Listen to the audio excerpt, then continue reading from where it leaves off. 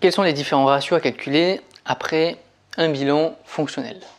Déjà, pour un bilan fonctionnel, il y a 3 composantes. Vous avez ce qu'on appelle le fonds de roulement, net global, donc le FRNG. Donc le fonds de roulement, c'est pour évaluer sur la partie stable, justement. Donc tout simplement, vous allez prendre votre passif stable moins votre actif stable. Donc si votre FRNG il est supérieur à 0, ça veut dire que vous êtes déjà dans une bonne posture parce que votre passif stable il finance intégralement l'actif stable. Comme c'est le cas. Donc là, vous voyez que le passif il est à 6 647 000 moins 6 96 000, ce qui vous donne 351 000. Donc ça veut dire que là déjà vous avez une structure financière sur le long terme déjà qui est plutôt bonne, qui est plutôt stable et c'est plutôt bien. Donc ça c'est super important d'avoir un FRNG qui soit supérieur à 0. Si vous avez un FRNG qui est inférieur à 0, ça veut dire que vous avez déjà ce qu'on appelle un déficit structurel qui devra être compensé par le BFR qu'on verra juste après. Donc si dès le début vous avez beaucoup trop d'actifs et pas suffisamment de ressources pour financer cet actif stable, vous risquez déjà d'avoir quelques difficultés financières par la suite. Donc ça c'est le premier ratio important, c'est le FRNG. Deuxième ratio, c'est le BFR, donc le besoin en fonds de roulement. Je vous invite à aller voir justement dans les premières vidéos de ce module où je vous parle justement des composants du BFR. C'est très important de bien connaître ça. C'est probablement l'un des ratios les plus importants là-dedans. Donc le BFR, lui, il s'occupe uniquement de la partie circulante du bilan fonctionnel. Donc vous prenez l'actif circulant, donc là cette fois-ci c'est pas passif moins actif, c'est actif moins passif. Donc l'actif circulant moins le passif circulant. Et donc vous allez, soit ça va être positif, soit ça va être négatif.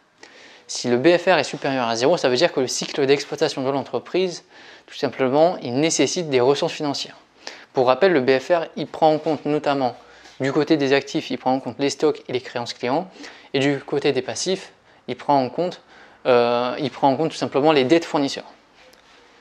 Donc s'il est supérieur à 0, ça veut dire qu'on va devoir sortir de l'argent pour faire fonctionner notre cycle d'exploitation.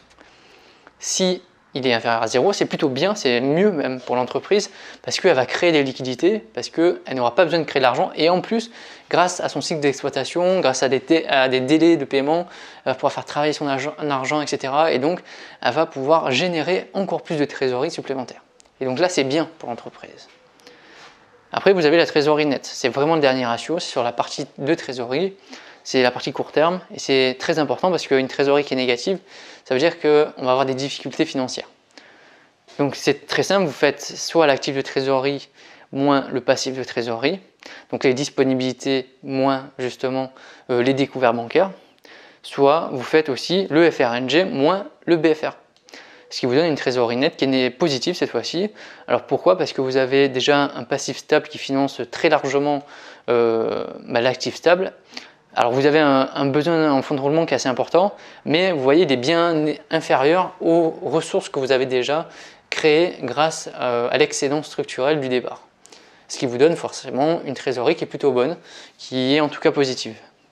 Donc si elle est supérieure à 0, ça veut dire que c'est en positif, c'est bien. Si elle est inférieure à 0, situation assez préoccupante pour l'entreprise parce qu'elle va être en déficit de trésorerie. Donc ça veut dire qu'elle va devoir faire appel à des prêts aux consommations en quelque sorte ou à faire appel à des couverts pour pouvoir continuer à exercer son activité. Et le problème, c'est que si elle est trop souvent en négatif, au bout d'un moment, les banques vont arrêter tout simplement de lui autoriser des découverts ou de lui faire des prêts. Et donc là, elle risque d'être dans une situation où elle va partir en liquidation judiciaire.